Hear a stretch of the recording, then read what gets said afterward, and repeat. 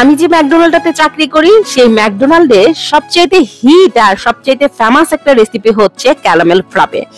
যারা এই দেশে জন্ম বা এই দেশে বড় হয়েছে সেই সমস্ত ছেলেমেয়েরা এই ড্রিঙ্কসটার জন্য মোটামুটি পাগল। তো মোস্ট অফ দ্য টাইম আমি তো হচ্ছে টিলে দাঁড়াই অর্ডার নেওয়ার জন্য। তো আমি যখন টিলে অর্ডার নেওয়ার জন্য দাঁড়াই তখন খেয়াল করি যে যারা হচ্ছে এই দেশে জন্ম এবং বড় হয়েছে তারা সবসময় প্রেফার করে এই ড্রিঙ্কসটা, ক্যারামেল ফ্রাপে ড্রিঙ্কসটা। সো বাড়ি কেনার আগে আগে যে বাসাটাতে থাকতাম তখন তো আমি লেট নাইট শিফট করতাম, যেহেতু হচ্ছে ম্যাকডোনাল্ডের পাশেই আমার বাসা ছিল।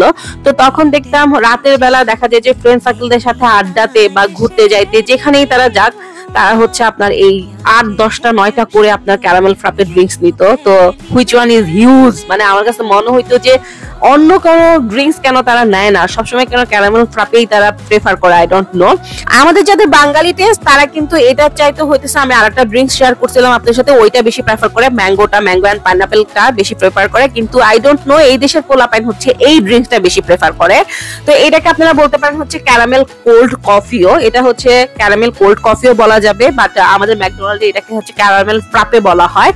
সো এই যে আমার পুরো প্রসেসিংটা রেডি, এখন যা সুন্দর করে উপরে ক্রিম দিয়ে দিব, আর ক্রিম দেওয়ার পরে উপরে যেটা সবাই খুব বেশি এক্সট্রা দিতে বলে সেটা হচ্ছে ক্যারামেল। আমি প্রথমে যে ক্যারামেলটা বানাই নিছি সেই ক্যারামেলটা হচ্ছে উপরে এক্সট্রা দিয়ে দিব। এই দেশের পোলাবেন বলে এক্সট্রা ক্যারামেল দিও, এবং এক্সট্রা ক্যারামেলের জন্য কিন্তু তারা পে করে।